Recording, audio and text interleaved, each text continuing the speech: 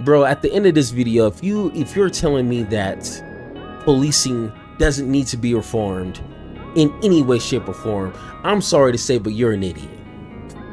I'm sorry to say, but look me in the eye. You listening right now, if you think I'm wrong, you're the problem. You're the idiot. There's no ifs, ands, or buts about around that. I'm sorry. I'm sorry if you don't like me for that, but hey, somebody has to say it. So I'm going to say this again. I'm pretty sure in 100 more videos, I'm going to have to keep repeating this. And it feels like this is the reason why here in America, we can't make progress to police reform. We all understand policing needs to be reformed. Nothing is perfect. There's no organization. There's no industry here in America that's perfect. Okay. Everything needs to be fine-tuned, needs to be looked at from a distance, from the inside, and anything in between to consistently fix it and make it better. And policing is one of them. If you think policing is okay and nothing needs to be fixed, you're the problem. Okay. One thing that consistently is the Achilles heel to police reform is making policing all about black people. Just saying, hey, policing is bad for black people, even though statistically speaking, disproportionately, policing is worse for minorities. Okay, that's statistically proven. Don't be in my comment section trying to say anything different. Don't do that. But the overall message should be policing is a problem for everybody. And it's a serious problem. So this is a situation that happened, and we're going to get to a video that kind of sums it up a little bit better, but it's just sad stories. So let's go ahead and take a listen. Arizona has reached an $8 million settlement last week with the widow of Daniel Shaver, an unarmed man who was fatally shot by police officers. That's according to the Arizona Republic. Now, if you're unfamiliar with the story, here's a quick recap. It's one of the worst police misconduct stories I've ever seen. In January 2016, Mesa police responded to a report of a man pointing a rifle out of a hotel window. Turned out to be him showing his pellet gun that he used at his job as an exterminator, and he was showing it to a couple other hotel guests in his room. So police then showed up. They ordered him out of the hotel room and onto the ground, in the hallway in the hotel with his hands behind his head. But then instead of handcuffing him, even though they absolutely had him under control, the officers ordered him to crawl toward them without using his hands. And as Shaver tried to crawl toward police, his pants fell down. He tried to pull them back up, which led the Mesa officer, Philip Mitchell Brailsford, to fire an AR-15 at him 5 times, killing him instantly.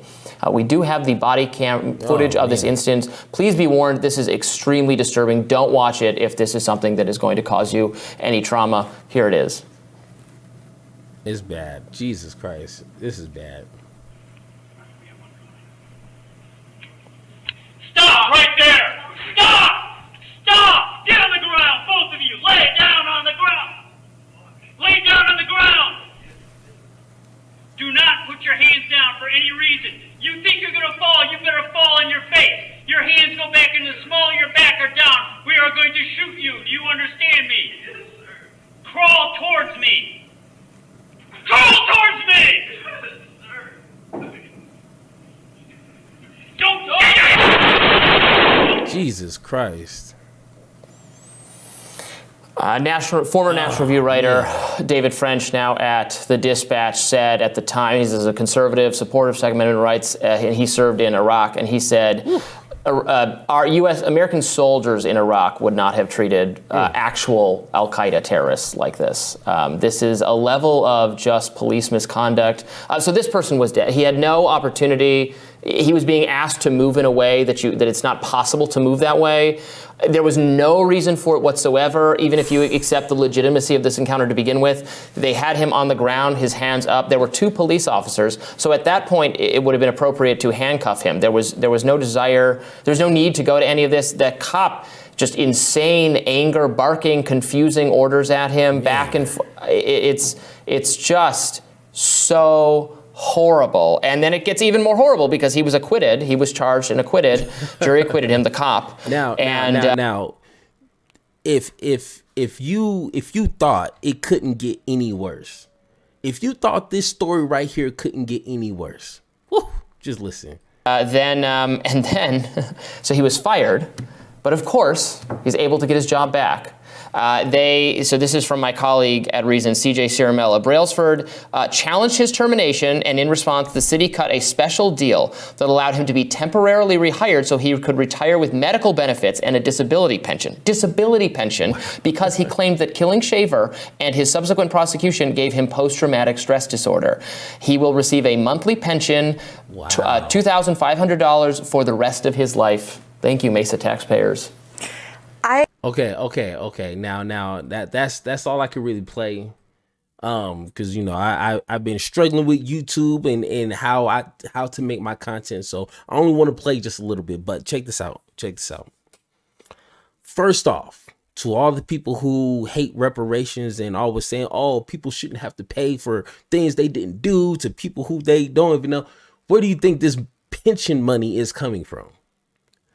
Your tax money. Wherever city, Arizona, wherever this happened, this is coming out of their tax money. This ain't coming out of a police budget, which it should, because $8 million, they'll be drained of all their, I don't know how much they get a lot, but $8 million, bro. Okay. This right here was sad. There's no ifs, ands, or buts about it. Okay. This demonstrated, this was a white police officer killing, murdering, executing, essentially executing, because he was on his all fours with his head down, okay, for no reason. It doesn't matter if he was black. It doesn't matter if the police officer was Asian. Like, no, this was bad policing at every corner. The demands was horrible. If you fall, you better fall on your face with your hands up. Okay, like, I want you to demonstrate that for me. It was more police officers there. I could maybe kind of understand if he was the only officer at the scene and he wasn't sure, what was going on, the surroundings, and so he wants to make sure that he is safe. But as soon as the perpetrator is on all fours, get your other teammates to go over there and make the arrest. Why does he have to crawl to you on his hands and knees like he's some sort of dog or something? That doesn't make any sense.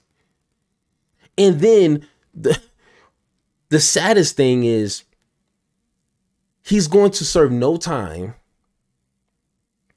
and has to essentially not work. Or if he does work, he's going to be very little. And he's going to be paid for the rest of his life because he has stress. He has a disorder. Well, guess what? The young man that you killed has a permanent disorder. It's called death. He's never going to recover from that. But no, I don't even know what to say to convince people that this problem is just one problem that millions of people go through every single day. Just because it's not on the news or YouTubers are talking about it or you see it on Twitter, a lot of things get uncovered or doesn't get covered. You know what I'm saying? It's covered and it's never uncovered. It's never revealed to the public or we be freaking going crazy. You know what I'm saying? And just because it's never happened to you doesn't mean it doesn't happen. So I don't want to hear that in my comments. Don't give me that. Don't give me that. I ain't got time today. You know what I'm saying? Policing is everybody's problem.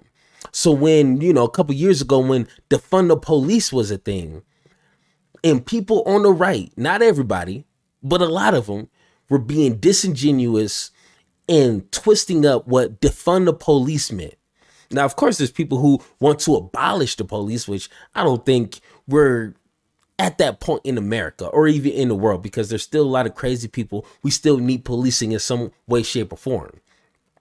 So I don't think we're at a point to where we can abolish the police, but reforming means just switching around some funding, making sure that policing isn't just trying to handle every single situation that they're not trained for. So reallocate some money to different places and try to make some things happen, essentially. But people on the right, some people on the right, twisted that and made it a hate slogan towards police. And you probably watching this video probably agreed with that. Now look what's happening.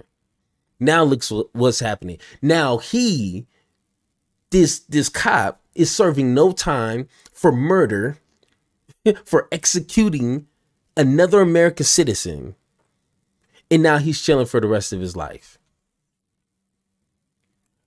Bro, at the end of this video, if you're telling me that policing doesn't need to be reformed in any way, shape, or form, I'm sorry to say, but you're an idiot.